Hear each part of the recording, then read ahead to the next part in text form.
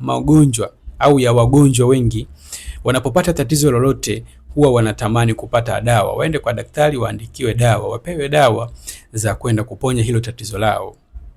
Kwa hiyo hata wagonjwa wa kisukari the same, wakishapata hilo tatizo, kama watachoshwa na mfumo wa dawa za kila siku wanazopewa na daktari wao, watatamani kutumia mitishamba au virutubisho.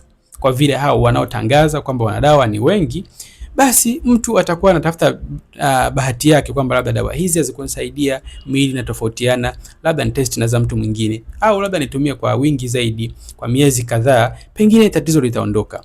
Lakini ukweli ni kwamba saikolojia ya ugonjwa, yani ingekuwa ni kama mtu sasa tuseme saikolojia ya ugonjwa wa kisukari yenyewe demand yake ni tofauti.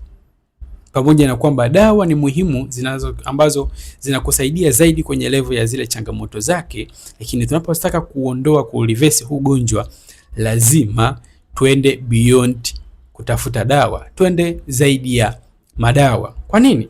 Kwa sababu nature ya ugonjwa wa kisukari ni ugonjwa unaotokana na mwili kupata hitilafu ya taratibu kwa kipindi kirefu, hatimaye mfumo wa kutumia sukari ukawa umegoma kwenye mwili ukatengeneza upinzani wa kutumia sukari. Na ndio maana sukari inaanza kurundikana kwenye damu, badala ya kwenda kulisha seli zako upate nguvu maisha yaendelee, seli za mwili wako zinakuwa zimesusa. Kwa hiyo ni tiba ipo kwenye kutafuta formula inayosaidia mwili wako kuondoa huo uharibifu.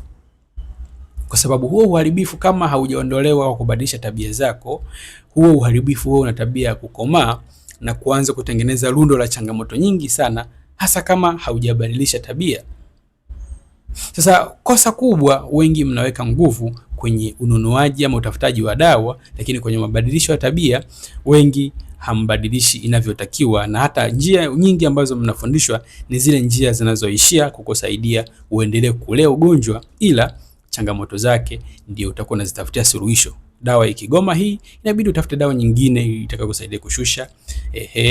Ganzi zikiwa sugu sana, inabidi utafute dawa zitakazokusaidia. Figo zikianza kupata shida, inabidi upate msaada. Zikifeli sana, ufanye dialysis. Ukipata mtoto wa jicho, inabidi uende ukakufanya upasuaji. Ukipata changamoto ya kidonda kikawa sugu, ukawa na neuropathy iliyozidi, hata wakikukata ikiwezekana ukatwe mguu, sio mbaya, kwa sababu sasa kama mguu umeoza, nerves za sehemu hizo, mawasiliano hayapo vizuri, tunafanyaje? Inabidi ukatwe. Sasa hayo ndio mazingira ya watu ambao kama utaishia kulea ugonjwa, mara nyingi destiny inakuwa hivyo. Unaweza usipate changamoto kubwa sana